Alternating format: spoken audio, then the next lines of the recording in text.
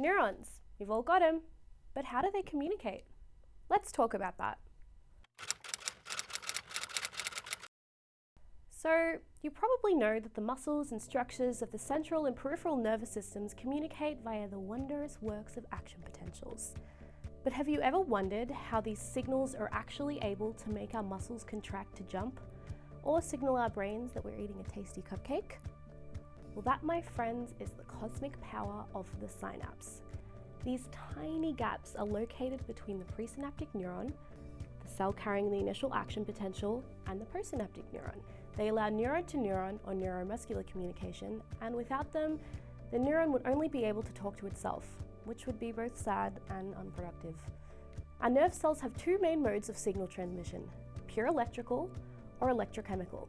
The main structural difference between the two are that electrical synapses contain gap junction channels, while chemical synapses don't.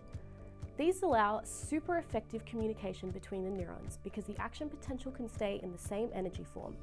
Electrical communication is not specific and innervates cells all around the body, even if they aren't involved in the response.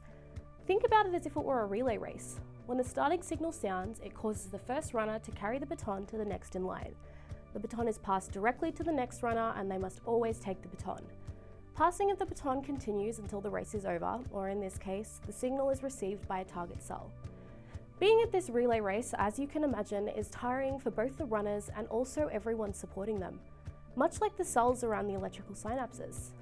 If we look at chemical synapses, on the other hand, they pass on an action potential with the use of chemical messengers. These chemical messengers are termed neurotransmitters and are very abundant but specific in their responsibility. They are stored in sacs called vesicles near the presynaptic terminal.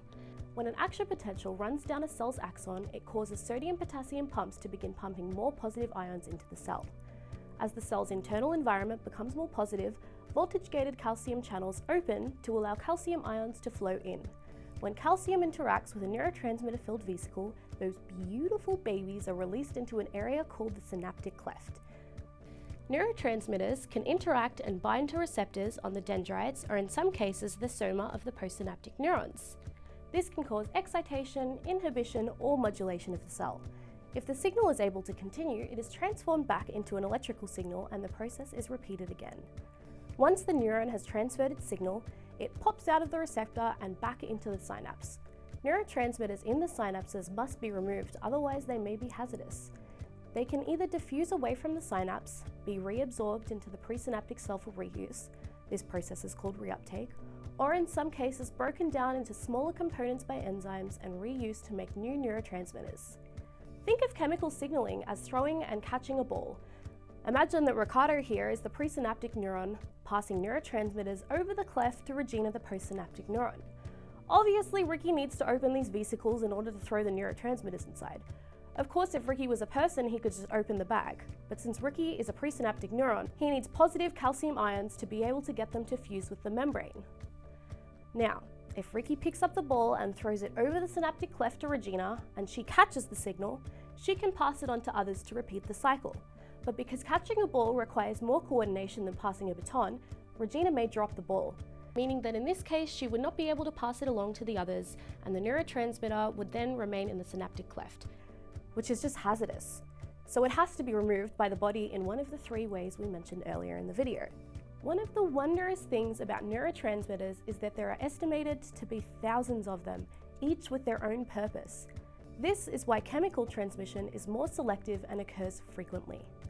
As you can see, the selective nature of neurotransmitters is really astounding, as is the whole signal transmission process. Who knew such a little thing had so much potential? Well, until next time.